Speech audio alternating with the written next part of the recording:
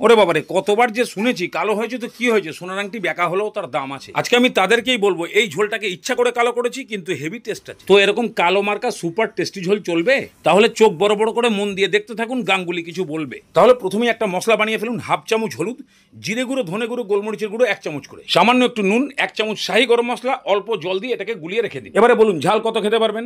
তাহলে সেই অনুযায়ী কাঁচা এবং শুকনো লঙ্কা নিয়ে শুকনো প্যানের মধ্যে ভালো করে নাড়িয়ে চাড়িয়ে শুকনো কালো করে তুলে নিন। এবারে 15 থেকে 20 গ্রাম আদা কুচির সঙ্গে লঙ্কাগুলোকে দিয়ে সামান্য জল দিয়ে এটাকে পেস্ট বানিয়ে রেখে দিন। আসুন এবারে মাছের গায়ে হলুদটা সেরে ফেলি। আরে বাবা, কলা গাছ, উলু, শাক কিচ্ছু বায়াতে হবে না, খালি হলুদ নুন ভালো করে মাখিয়ে দিলেই মাছের পঞ্জিকা মতে গায়ে হলুদ কমপ্লিট। বাস এবারে শুরু করে দিন আসল খেলা। কড়াইতে পরিমাণ মতো সরষের তেল ভালো করে গরম করে নিয়ে মাছগুলোকে দিয়ে উল্টে পাল্টে ভালো করে ভেজে তুলে নিন। এবারে কড়াইয়ের তেল কমাতে ইচ্ছে হলে কমান, না হলে ওই তেলের মধ্যেই কালো সরষে আর গোটা জিরে হালকা ফোড়ন দিয়ে ভেজে নিন। তারপরেই আদা আর লঙ্কার পেস্টটা দিয়ে দিন, খুব ভালো করে ভাজুন। কিরকম কালারটা কালচে কালচে লাগছে না? আরে বাবা, শুকনো লঙ্কা পুড়িয়ে তো গুঁড়িয়ে দিয়েছেন, তো এই কালারই তো আসবে। বাস এবারে সেই বৌনি করার সময় যে মশলাটা গুলে রেখেছিলেন সেটা দিয়ে দিন। এবারে মিক্সি বাটি সব ধোয়া জল সামান্য একটু দিয়ে দিন, খুব ভালো করে কষান। তারপরে একটু চেটে দেখুন কাঁচা মশলার গন্ধ চলে গেছে, তেল ছাড়তে শুরু করেছে, তাহলে এবার টমেটো কুচি দিয়ে দিন। সামান্য একটু নুন টমেটোর মাথায় দিয়ে দিন, ভালো করে কষান। এই সময় নুন সামান্যই দেবেন, কেননা মশলায় নুন আছে, মাছ ভাজাতেও নুন আছে।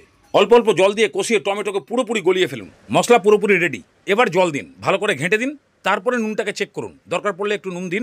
এবার ঝোলটাকে খুব ভালো করে ফুটিয়ে দিয়ে মাছগুলোকে ঢেলে দিন। 2 মাসের বাচ্চাকে কোলে নেবার মতো একদম ঝোলের মধ্যে আলতো হাতে মাছগুলোকে নাড়িয়ে দিন। বাস 3-4 মিনিট ফুটিয়ে দিন ভালো করে। বাস এবারে নামাবার আগে একদম কুচি করে দিয়ে দিন ধনেপাতা গাছ। তাহলেই পেয়ে যাবেন পেঁয়াজ রসুন ছাড়া সুপার টেস্টি রুই মাছ।